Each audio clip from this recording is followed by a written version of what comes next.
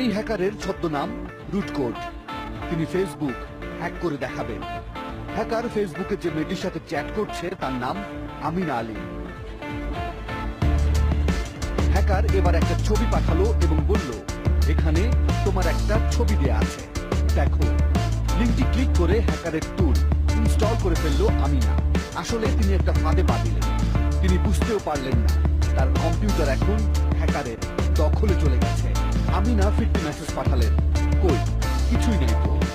হ্যাকারের জবাব, এমনি মজা করলাম। এবার হ্যাকার তার মেইল খুলল। উদ্দেশ্য আমিনা আলিমের সব তথ্য নিয়ে আসা। অর্থাৎ আমিনা এখন যা করবেন সব তথ্য পেয়ে যাবে হ্যাকার। এবার হ্যাকারের মেইলে তথ্য আসা শুরু করলো। এখন আমিনা আলিমের ফেসবুক দেখতে পাচ্ছে হ্যাকার রুটকোড। আমিনা আলিম তখনও আরো দুজনের সঙ্গে চ্যাট করছেন। হ্যাকারের মেইলে এবার আমিনা আলিমের ফেসবুক আইডি এবং পাসওয়ার্ডও চলে আসলো।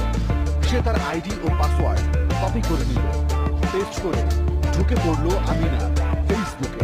অনেক হ্যাকাররাই এই কাজটা করে থাকে যে বিভিন্ন রকম নান্দনিক পেজ বানায়, তার মধ্যে অ্যাডাল্ট সাইট থাকে বা বিভিন্ন রকম সাইট থাকে, যেগুলো দিয়ে বলা হয় যে আপনি এখানে ক্লিক করবেন, এখানে অনেক সুন্দর সুন্দর জিনিস আছে, আপনি অনেক কিছু দেখতে পারবেন। আর তারা প্রভাবিত হয়ে এই লিঙ্কগুলোতে ক্লিক করে। সাথে সাথে তাদের পাসওয়ার্ড, তারপরে তাদের ব্যক্তিগত অনেক ইনফরমেশনও সার্ভারে লগ হয়ে থাকে।